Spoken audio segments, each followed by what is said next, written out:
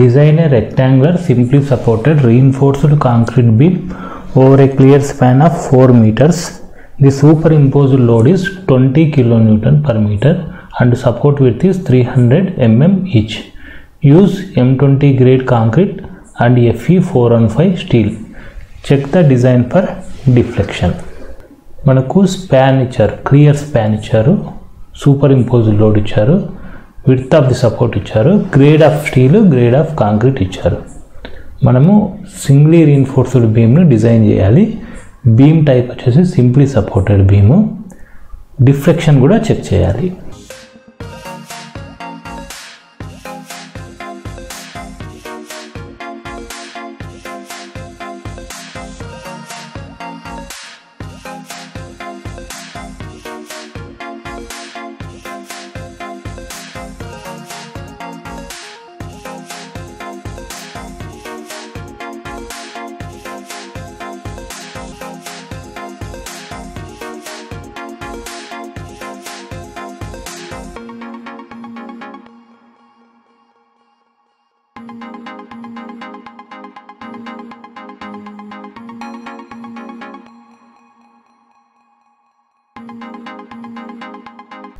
బీమ్ని design చేయాలంటే మనం first effective depth కనుక్కోవాలి.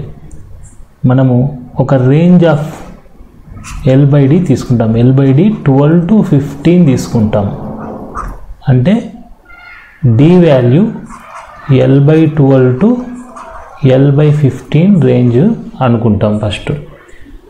ఇందులో L/12 తీసుకోవచ్చు, D is equal to or L/13 తీసుకోవచ్చు, L/14 తీసుకోవచ్చు, L/15 తీసుకోవచ్చు. L/15 తీసుకుంటే D వాల్యూ తక్కువగా వస్తుంది, L/12 తీసుకుంటే ఎక్కువగా వస్తుంది. మనము ఈ రేంజ్ ఏలో ఏదైనా తీసుకోవచ్చు. కాకపోతే మనం ఫస్టే ఎక్కువ డెప్త్ తీసుకున్నామంటే సేఫ్ వచ్చే ఛాన్సెస్ ఉంటుంది బిల్డింగ్ డిఫ్లెక్షన్లో. Therefore D is equal to L/12 తీసుకుందాం. D is equal to clear span divided by 12. Clear span అంటే 4 మీటర్స్, ఎంఎంలో 4000 mm divided by 12. therefore effective depth small d is equal to 333.3 mm వస్తుంది. ఇప్పుడు మనం దీన్ని 350గా adapt చేసుకుంటే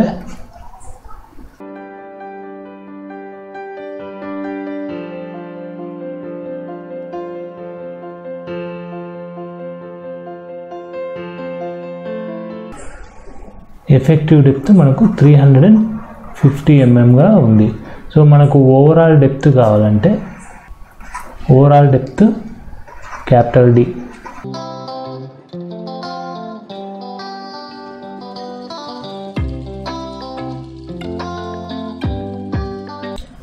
overall depth capital D is equal to effective depth plus half of the dia plus clear cover. ఇక్కడ మనము design చేస్తున్నప్పుడు మనకు ఇనిషియల్గా డయామీటర్ ఆఫ్ బార్ ఈ టెన్షన్ జోన్లో ఎంత ప్రొవైడ్ చేయాలనేది తెలియదు. అట్లే క్లియర్ కవర్ మనము 20 or 25 అలా అజ్యూమ్ చేసుకుంటాం. ఇప్పుడు డయామీటర్ బారు మనము ఇక్కడ 16 mm అజ్యూమ్ చేసుకుందాం అనుకుందాం. 16 తీసుకోవాలని లేదు, 20 mm కూడా తీసుకోవచ్చు. ఫైనల్గా మనము ఏరియా స్టీల్ ప్రొవైడ్ చేసినప్పుడు ఈ ఏరియా స్టీల్ క్యాలిక్యులేట్ చేసినప్పుడు ఆ రెండింటిని కంపేర్ చేయాలి. దాన్ని బట్టి మనం డయామీటర్ ఎంతైనా తీసుకోవచ్చు. ఇప్పుడు నేను డయామీటర్ 16 mm తీసుకున్నాను. So overall depth clear cover 20 అనుకుందాం. therefore overall depth is equal to 350 plus half of dia అంటే 16/2 ప్లస్ 20, 350 ప్లస్ 8, 358 ప్లస్ 20, 378 అనుకుంటే overall depth round figure value 400 mm అనుకుంటున్నాను. సో ఇదంతా మనము ఇనిషియల్గా అజ్యూమ్డ్ వాల్యూస్ తీసుకుంటాము. ఫైనల్గా చెకింగ్లో మనకు L/D రేషియో డిఫ్లెక్షన్లో సేఫ్ వచ్చిందంటే మనం అజ్యూమ్ చేసుకున్న వాల్యూస్ను అదే అడాప్ట్ చేయొచ్చు. లేదంటే మళ్ళీ ఎఫెక్టివ్ డెప్త్ ఇంక్రీజ్ చేసుకోవడము అలా చేసుకుంటూ రావాలన్నమాట. ఎఫెక్టివ్ డెప్త్ మనము అప్రాక్సిమేట్గా మనకు L/12 రేంజ్ ప్రకారం 350 అడాప్ట్ చేసుకున్నాము.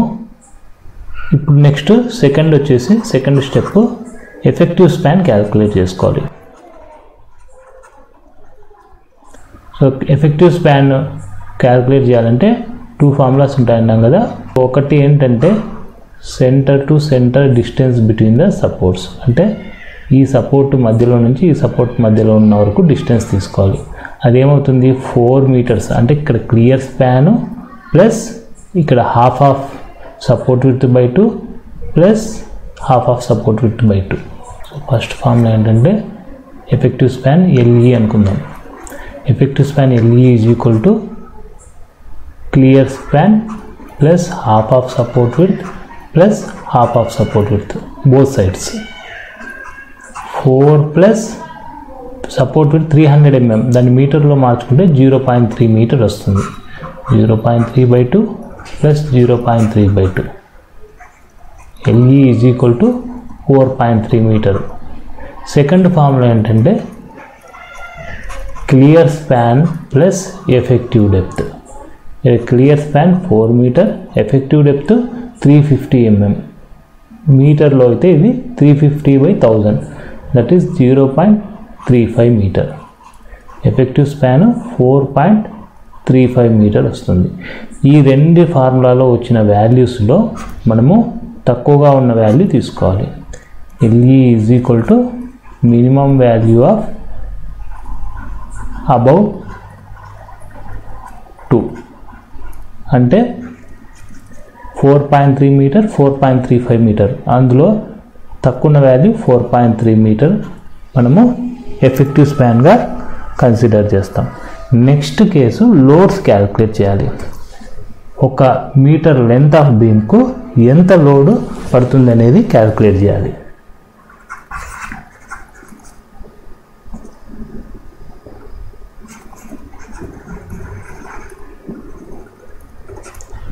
ఫస్ట్ మనము లోడ్ అంటే self weight of the beam calculate చేయాలి, that is dead load.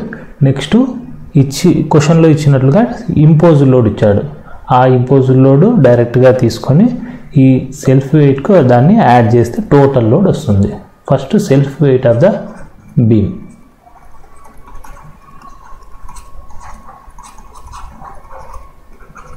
Self weight of the beam అన్నప్పుడు మనకు రిలేషన్ తెలుసు ఏంటంటే unit weight of any material is equal to weight of that material by volume of that material. So weight కావాలన్నప్పుడు మనం ఏం చేస్తామంటే weight is equal to gamma into V. Gamma into V. Gamma అంటే ఇక్కడ మనము beam వచ్చేసి RCC use చేస్తున్నాం కాబట్టి ఆర్సీసీ యొక్క యూనిట్ వెయిట్ వాడాలి. వాల్యూమ్ అంటే volume of the beam. Beam cross sectional area మనకు ఆల్రెడీ వచ్చింది. Beam cross sectional area breadth వచ్చేసి మనం ఎంత తీసుకున్నామంటే అజ్యూమ్ చేసుకుంటాం. ఫస్ట్ మనకు తెలియదు కాబట్టి 300 నేను అజ్యూమ్ చేసుకుంటాను. ఓవరాల్ డెప్త్ మనం ఏం చేసాము 350 ప్లస్ 378 వచ్చింది. దాన్ని మనం ఏం చేసాను రౌండ్ ఫిగర్ 400 తీసుకున్నాను. నేను 400గా తీసుకున్నాను. అంటే బి వచ్చి small B 300, capital D 400 mm తీసుకున్నాం. 1 మీటర్ లెంత్ క్యాలిక్యులేట్ చేస్తాం కాబట్టి లెంత్ వచ్చేసి 1 మీటర్గా కన్సిడర్ చేస్తాం. Therefore self weight of the beam is equal to unit weight of RCC మనకు తెలుసు 25 kN/m³ ఇంటూ వాల్యూమ్ అన్నప్పుడు breadth into overall depth into length 1 metre.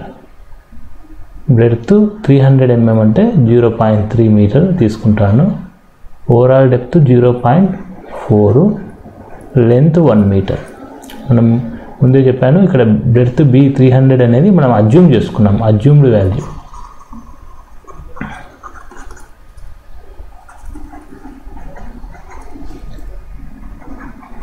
Self weight of the beam 3 kN/m వస్తుంది. Next మన క్వశ్చన్లోనే super impose load ఇచ్చారు.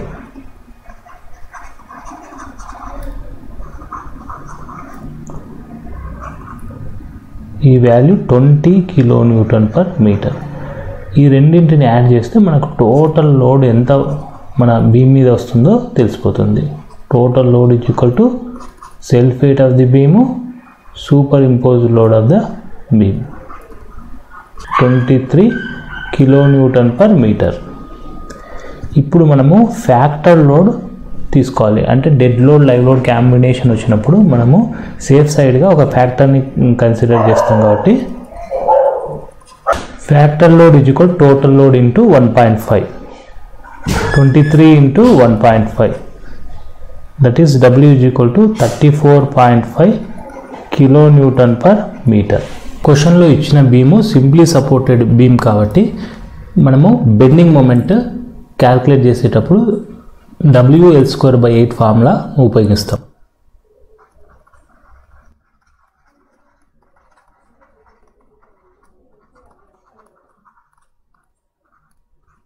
MU is equal to WL²/8. L² అంటే LE²/8. W అంటే ఇక్కడ factored load. MU is equal to factored load 34.5 kN/m. Effective span 4.3. ఈ రెండు వాల్యూస్ను ఇందులో substitute చేయాలి. MU is equal to 79.74 kN/m. Next step effective depth ఎంత కావాలి అనేది మనం క్యాల్కులేట్ చేయాలి. Effective depth required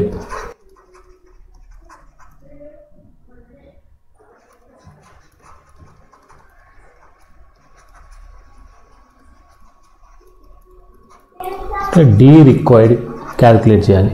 D required calculate చేయాలంటే మనము లిమిటింగ్ మొమెంట్ ఆఫ్ రెసిస్టెన్స్ తెలియాలి. లిమిటింగ్ మొమెంట్ ఆఫ్ రెసిస్టెన్స్ తెలియాలంటే మనము ఫస్ట్ నోట్ ఇచ్చారు ఇక్కడ పేజ్ నెంబర్ 70లో IS 456లో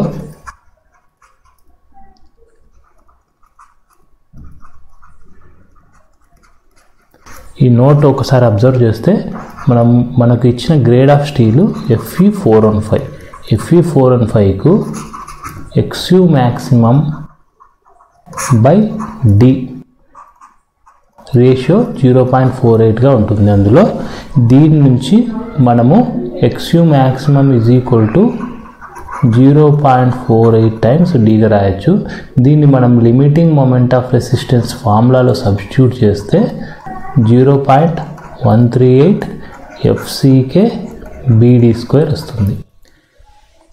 ఈ లిమిటింగ్ మొమెంట్ ఆఫ్ రెసిస్టెన్స్ను ఫ్యాక్టర్డ్ బెండింగ్ మొమెంట్తో ఈక్వేట్ చేయాలి. అప్పుడు మనము రిక్వైర్డ్ ఎఫెక్టివ్ డెప్త్ క్యాల్కులేట్ చేయొచ్చు. MU is equal to MU limit. MU limiting అంటే మనకు ఈ formula. MU value already calculate చేసాం 79.74 kN/m. దేర్ఫోర్ 79.74 kN/m మనం న్యూటన్ ఎంఎంగా కన్వర్ట్ చేస్తే 10⁶గా రాయొచ్చు. 0.138 FCK అంటే మనకు ఇది గ్రేడ్ ఆఫ్ కాంక్రీట్ 20 కాబట్టి M20 కాబట్టి FCK 20గా ఉంటుంది. Breadth of beam 300 mm. Depth effective depth calculate చేయాలి. D required whole square is equal to 79.74 into 10⁶ divided by 0.138 into 20 into 300. ఒకవేళ డెప్త్ రిక్వైర్డ్ కావాలంటే square root of this value వస్తుంది. అప్పుడు effective depth required value 310.29 something అంటే 3గా రాసుకోవచ్చు. ఈ required డెప్త్ని మనము provided డెప్త్తో compare చేయాలి. మనం ప్రొవైడెడ్ డెప్త్ ఎంత ఉందంటే ఫస్ట్లోనే L/D క్యాల్కులేట్ చేసినప్పుడు L/D is equal to 12 తీసుకున్నప్పుడు వచ్చిన value effective depth provided 350 mm ఉంది. సింప్లీ సపోర్టెడ్ బీమ్కు కంపల్సరీగా 310.3 mm ప్రొవైడ్ చేయాలి. మనం ప్రొవైడ్ చేసినది వాల్యూ 350 mm అంటే రిక్వైర్డ్ కన్నా ఎక్కువే మనం ప్రొవైడ్ చేసాం కాబట్టి మనం ఈ డిజైన్ని కంటిన్యూ చేయొచ్చు. ఒకవేళ డెప్త్ రిక్వైర్డ్ కన్నా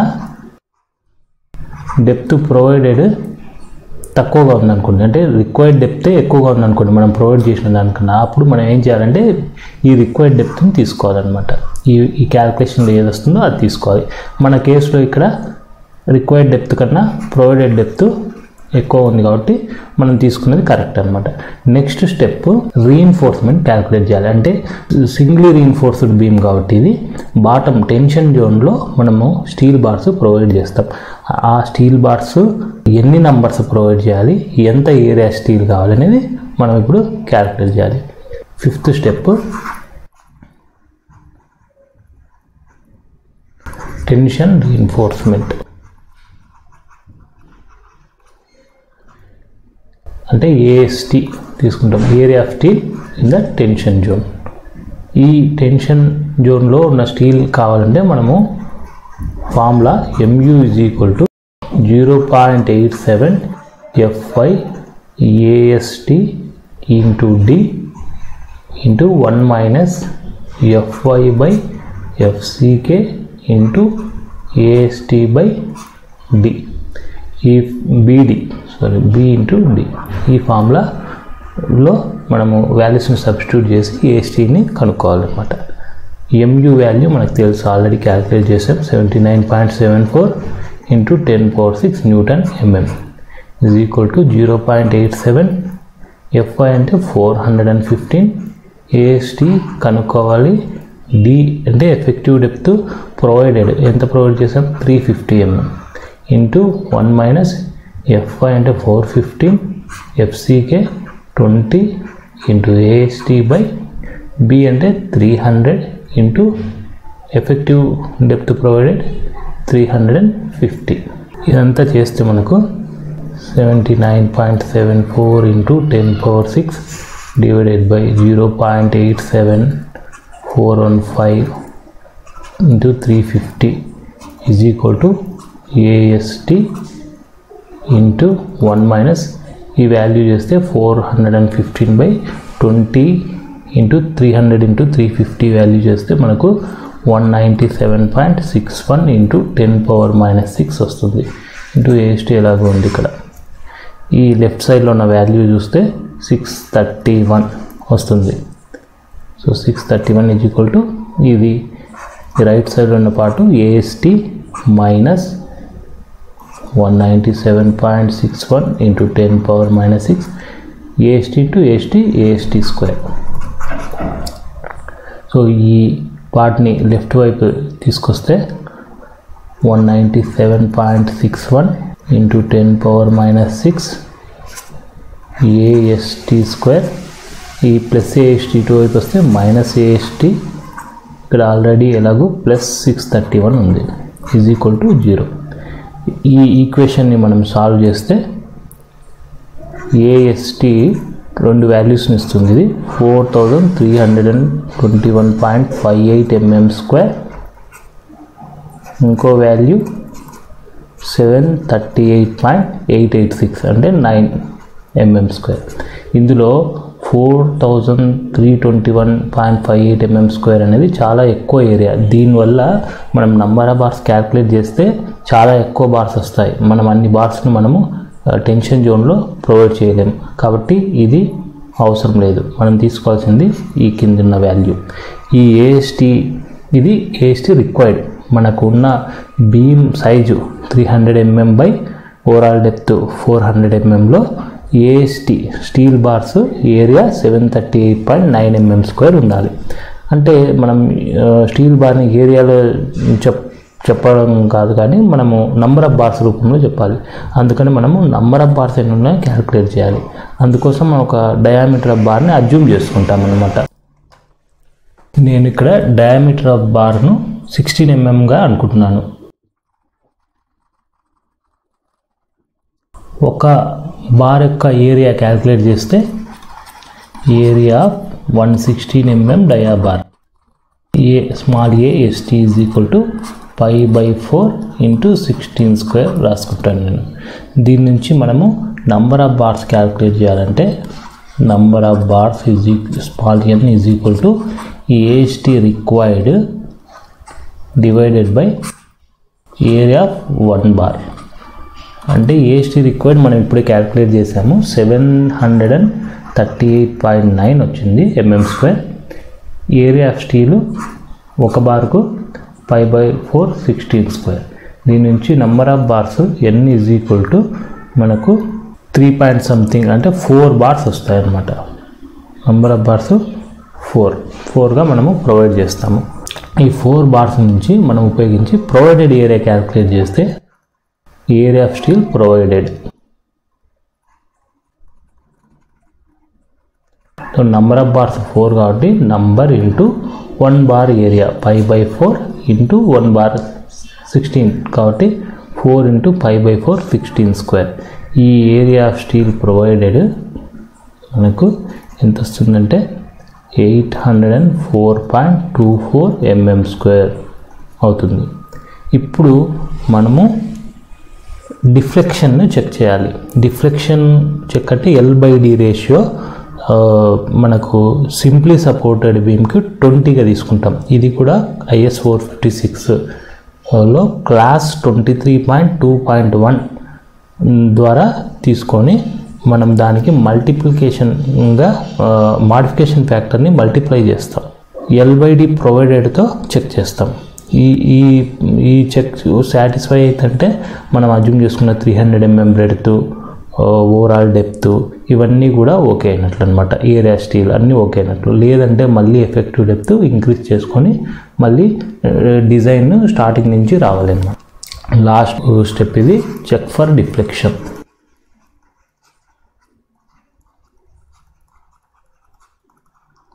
చెక్ ఫర్ డిఫ్లెక్షన్లో మనం ఎంత ప్రొవైడ్ చేసాము L/D అనేది ఫస్ట్ రాస్తాము. L/D value provided L/D PRO రాస్తాను. L అండ్ ఇక్కడ L అంటే ఎఫెక్టివ్ స్పాన్, L అంటే ఇక్కడ effective span 4300 mm divided by effective depth ఎంత తీసుకున్నాం 350 mm తీసుకున్నాం. L/D ప్రొవైడెడ్ వాల్యూ ఎంత వచ్చిందంటే మనకు 12.29 వచ్చింది. ఈ L/D ప్రొవైడెడ్ వాల్యూను మనము నెక్స్ట్ మ్యాక్సిమం L/D వాల్యూ ఎంత తీసుకోవాలనో మనము క్యాల్కులేట్ చేస్తాము, దాంతో కంపేర్ చేయాలి. మ్యాక్సిమం L/D ప్రొవైడెడ్ ఎలా చేయాలంటే ఇది కూడా కోడ్ బుక్లో ఇప్పుడు చెప్పినట్లుగా రాసుకోవాలి. L/D for simply supported beam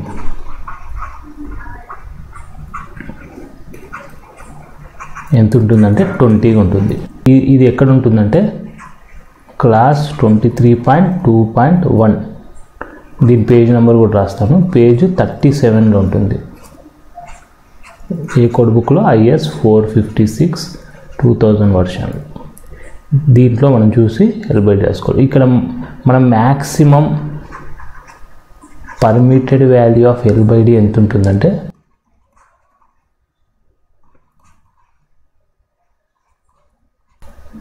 దీన్ని L/D మ్యాక్సిమం రాస్తాం.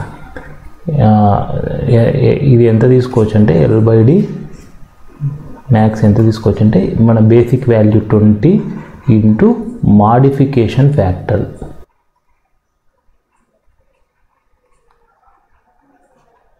అంటే మనం సింప్లీ సపోర్టెడ్ బీమ్లో ఈ L/D మ్యాక్సిమం క్యాలిక్యులేట్ చేయాలి. ఈ L/D మ్యాక్సిమం కన్నా మనం ప్రొవైడ్ చేసిన వాల్యూ ఎక్కువగా ఉండకూడదు. ఒకవేళ ఎక్కువగా ఉండిందంటే అది డిఫ్లెక్షన్ కంపల్సరీగా వస్తుంది, అప్పుడు ఫెయిల్ అవుతుంది అనమాట. అంటే మనము అప్పుడు ఏం చేయాలి, మళ్ళీ ఎఫెక్టివ్ డెప్త్ను ఇంక్రీజ్ చేసుకోవాలి. ఇప్పుడు చూడండి L/D maximum is equal 20 into modification factor. ఈ మాడిఫికేషన్ ఫ్యాక్టర్ మనము కోడ్ బుక్లో ఫిగర్ 4 ఫ్రమ్ ఫిగర్ 4 దీని పేజ్ నెంబర్ వచ్చేసి 38.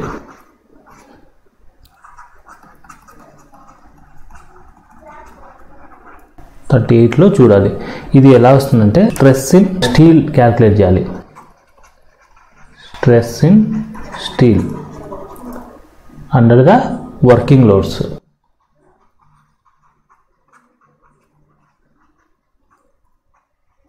మనం లోడ్ అప్లై చేసాం కదా, ఆ లోడ్స్ వల్ల స్టీల్లో ఎంత స్ట్రెస్ ఉందో అది క్యాల్కులేట్ చేయాలి. ఇదేంటంటే FS అనమాట.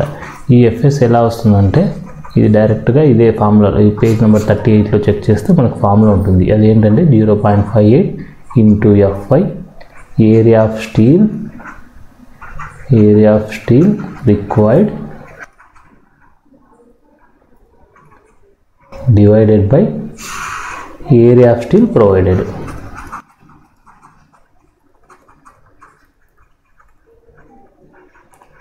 ఇక్కడ మనము ఈ వాల్యూస్ని సబ్స్టిట్యూట్ చేస్తే 0.58, Fy అంటే 415, ఏరియా ఆఫ్ స్టీల్ రిక్వైర్డ్ మనం క్యాలిక్యులేట్ చేసాము. ఎంత వచ్చిందంటే 738.9 mm² వచ్చింది.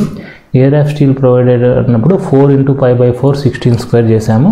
ఆ వాల్యూ 804.24 mm² వచ్చింది.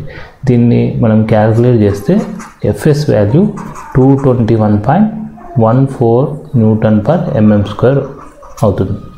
ఈ ఎఫ్ఎస్ వాల్యూ మనకు ఫిగర్ 4ని గమనిస్తే అక్కడ ఫిగర్ ఉంటుంది. ఇది 0, 0.4, 0.8 ఇట్లా percentage of tension reinforcement horizontal యాక్సిస్లో ఉంటుంది, వర్టికల్ యాక్సిస్లో మాడిఫికేషన్ ఫ్యాక్టర్ ఉంటుంది. అలాగే ఇట్లా కర్వ్స్ ఉంటాయి. ఇవి ఎఫ్ఎస్ కర్వ్స్ అన్నమాట. ఈ ఎఫ్ఎస్ వాల్యూస్ మనకు డిఫరెంట్ ఎఫ్ఎస్ వాల్యూస్ ఉంటాయి. ఆ ఎఫ్ఎస్ వాల్యూస్ నుంచి మనం ఈ పర్సెంటేజ్ ఆఫ్ స్టీల్ క్యాలిక్యులేట్ చేసి ఈ లైన్ డ్రా చేస్తే ఎక్కడైతే ఆ పర్సెంటేజ్ ఆఫ్ స్టీలు ఈ ఎఫ్ఎస్ కర్వ్కు టచ్ అవుతుందో దానికి ఇలా లైన్ డ్రా చేస్తే హారిజాంటల్గా ఈ లైన్ ఎక్కడుందో మాడిఫికేషన్ ఫ్యాక్టర్ ఆ వాల్యూని మనం తీసుకోవాలన్నమాట. అలా తీసుకొని 20కి మల్టిప్లై చేయాలి. ఇప్పుడు దాని ప్రకారం ఫస్ట్ మనము పర్సెంటేజ్ ఆఫ్ స్టీల్ క్యాలిక్యులేట్ చేయాలి. Percentage of tension steel, say it is PT అన్నప్పుడు 100 × area steel provided divided by B × D. ఈ ఫార్ములాలో సబ్స్టిట్యూట్ చేస్తే పర్సెంటేజ్ ఆఫ్ స్టీల్ మనకు 100 × 804.24 డివైడెడ్ బై B అంటే 300, D అంటే 350. ఈ వాల్యూ 0.765 వస్తుంది. ఈ 0.765 పర్సెంటేజ్కు ఎఫ్ఎస్కు చెక్ చేసి మనము మాడిఫికేషన్ ఫ్యాక్టర్ రాయాలి. మనము ఆ ఫిగర్ని చూస్తే మాడిఫికేషన్ ఫ్యాక్టరు